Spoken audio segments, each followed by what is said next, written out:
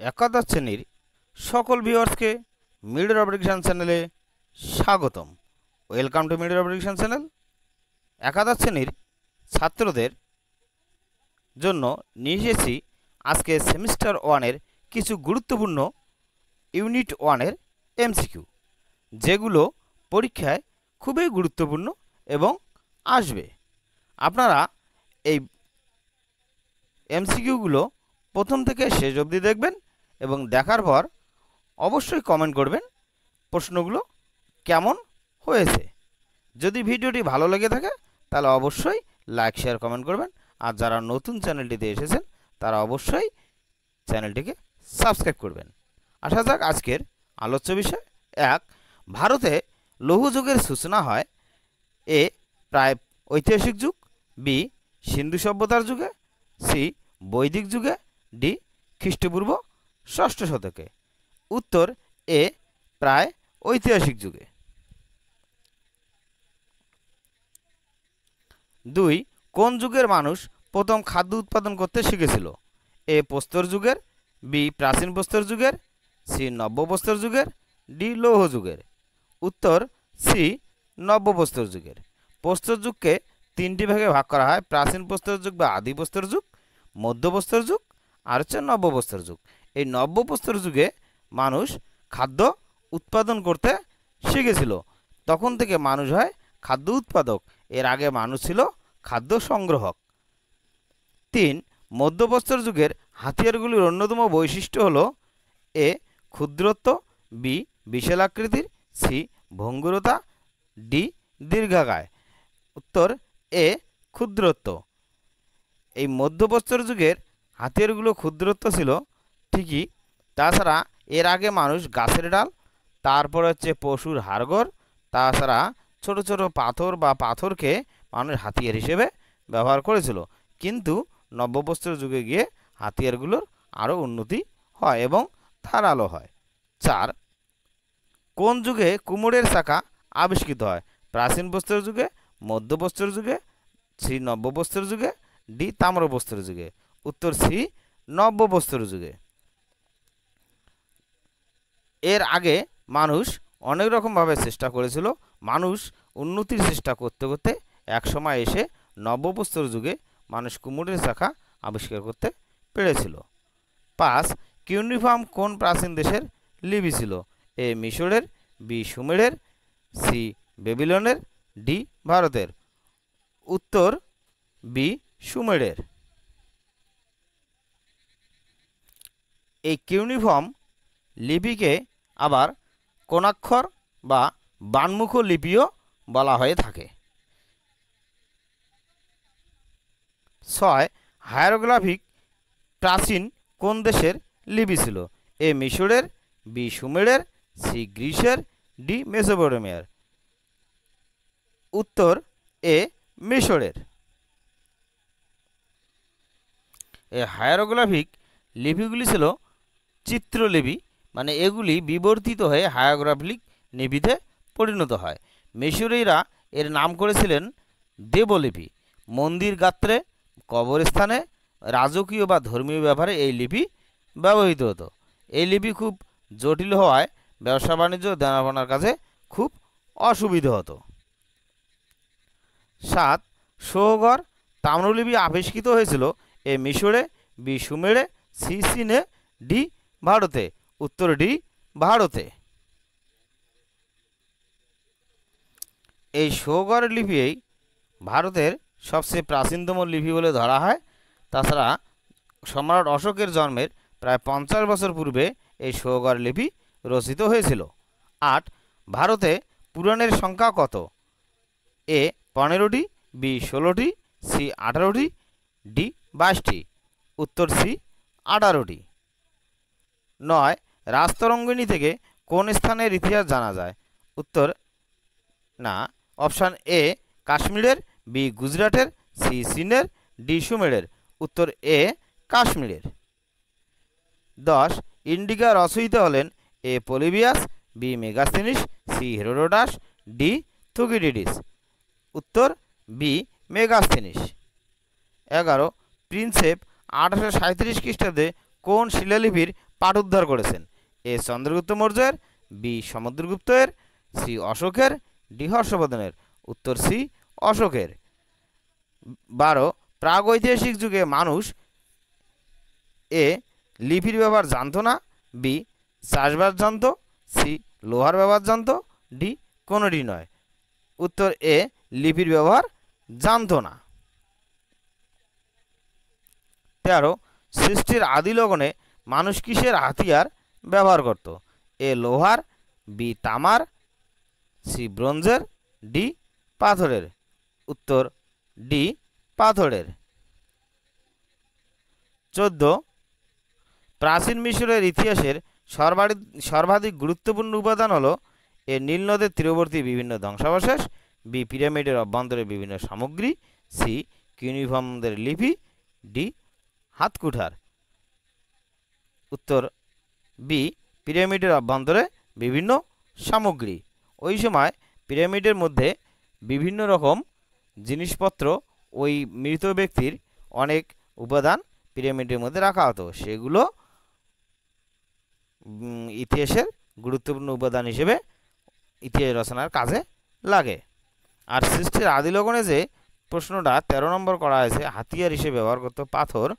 এই পাথরকে যখন মানুষ হাতিয়ার হিসেবে ব্যবহার করে, সেই সময় কিন্তু মানুষ গাছের ডাল, পশুর হাড় ইত্যাদিকেও মানুষ হাতিয়ার হিসেবে ব্যবহার করত। 15 প্রাচীন কিউনিফর্ম লিপি কারা ব্যবহার করত?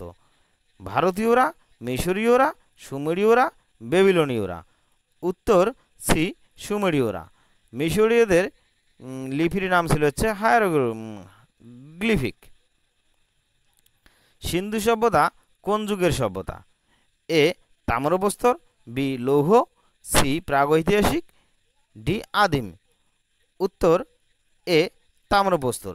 সিন্ধু সভ্যতা তাম্রপ্রস্তর যুগের সভ্যতা ছিল, আর সিন্ধুবাসীরা লৌহ যুগের ব্যবহার জানতো না। আর ঐতিহাসিক যুগ অনেক আগে ছিল, তাম্রপ্রস্তর যুগ অনেক পরে আসে, যে সময় মানুষ তামা এবং টিন মিশিয়ে, বা যে সময় মানুষ তামার ব্যবহার শিখেছিল, সেই সময়টাকে বলা হতো তাম্রপ্রস্তর যুগ। আবার তাম্র ব্রোঞ্জ যুগও বলা হয়ে থাকে পরবর্তীতে, যে ওই সময় তামা আর টিন মিশিয়ে মানুষ ব্রোঞ্জ তৈরি করতে শিখেছিল। 17 যে যুগে ইতিহাসের লিখিত উপাদান পাঠোদ্ধার করা গেছে সেটি ড্যাশ যুগ নামে পরিচিত? এ প্রাগৈতিহাসিক, প্রাগৈতিহাসিক, সি ঐতিহাসিক এবং প্রাচীন। উত্তর সি ঐতিহাসিক যুগ।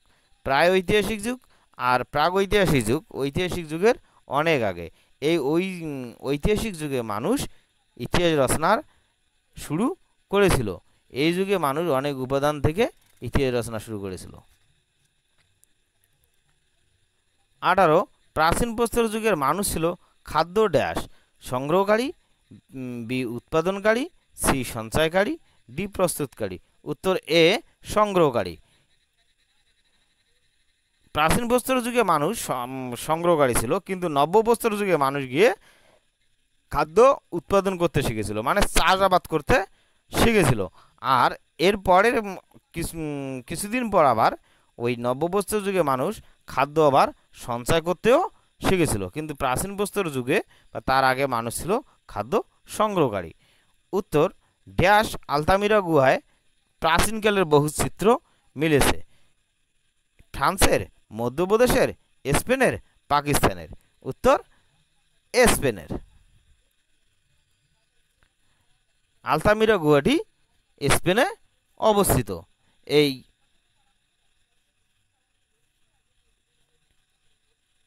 20 পালদের মুদ্রার নাম ছিল ড্যাশ? এ কেশু, বি নারায়ণী, সি মনা, ডি নিষ্ক। এই উত্তর বি নারায়ণী। নিষ্ক আর মনা ছিল বৈদিক যুগের মুদ্রা, আর কেশু ছিল চোলদের মুদ্রা, আর নারায়ণী হচ্ছে পালদের মুদ্রা। 21 নিম্নবর্গের ইতিহাস চর্চার সঙ্গে যুক্ত ঐতিহাসিকরা হলেন? এ রমেশচন্দ্র মজুমদার, গৌতম ভদ্র, রঞ্জিত গুহ, পার্থ চট্টোপাধ্যায়। বিকল্প অপশানগুলি হলো এ 1 আর 2 সঠিক এবং 3, 4 ভুল। বি হচ্ছে 1 2 3 সঠিক এবং 4 ভুল, আর সি হচ্ছে 2 3 4 সঠিক এবং 1 ভুল, ডি হচ্ছে 3 4 সঠিক এবং 1 2 ভুল। উত্তর সি। এই গৌতম ভদ্র, রঞ্জিত গুহ, পার্থ চট্টোপাধ্যায় এরা ছিল হচ্ছে নিম্নবর্গের ঐতিহাসিক। এরা নিম্নবর্গের ইতিহাস নিয়ে ইতিহাস রচনা করতেন বা আলোচনা করতেন। আর ডক্টর রমেশচন্দ্র মজুমদার তিনি নিম্নবর্গের ঐতিহাসিক ছিলেন না। তাই 3 নম্বর সঠিক হয়ে যাচ্ছে। 22 রাজতরঙ্গিনী গ্রন্থটি কার লেখা? এ কলহন, বি বিলহন, সি কালিদাস, আর ডি বাণভট্ট। উত্তর এ কলহন। এই রাজতরঙ্গিনী হচ্ছে কলহনের রচিত, আর বিক্রমাঙ্ক দেবচরিত হচ্ছে বিলহনের রচিত, আর কালিদাসের হচ্ছে রঘুবংশম, আর হচ্ছে অভিজ্ঞান শকুন্তলম, আর বাণভট্টের হচ্ছে হর্ষচরিত। তারা এগুলো রচনা করেছেন, আর কলহন হচ্ছে রাজতরঙ্গিনী রচনা করেছেন।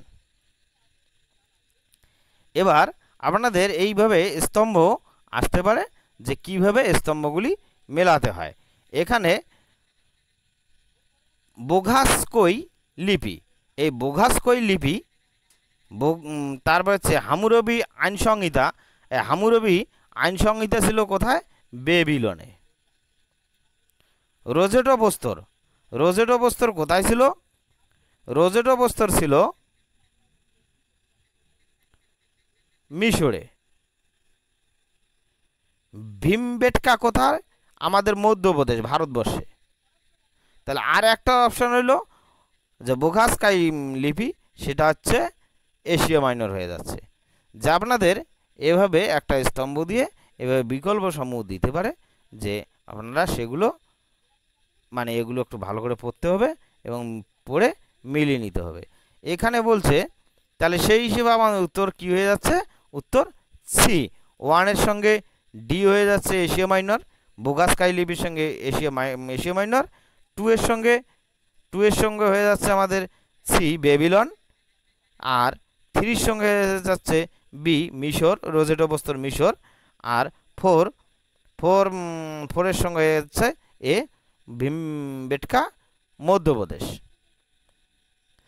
Thank you for watching. এই চ্যানেলটির সঙ্গে থাকুন। যারা একাদশ শ্রেণীর ছাত্রছাত্রী আছে, আপনাদের জন্য এভাবে এমসিকিউ সিরিজ ইউনিট 1 এর জন্য আমি দিতেই থাকবো। এরপর ইউনিট 2 এর প্রশ্ন উত্তর দেওয়া হবে।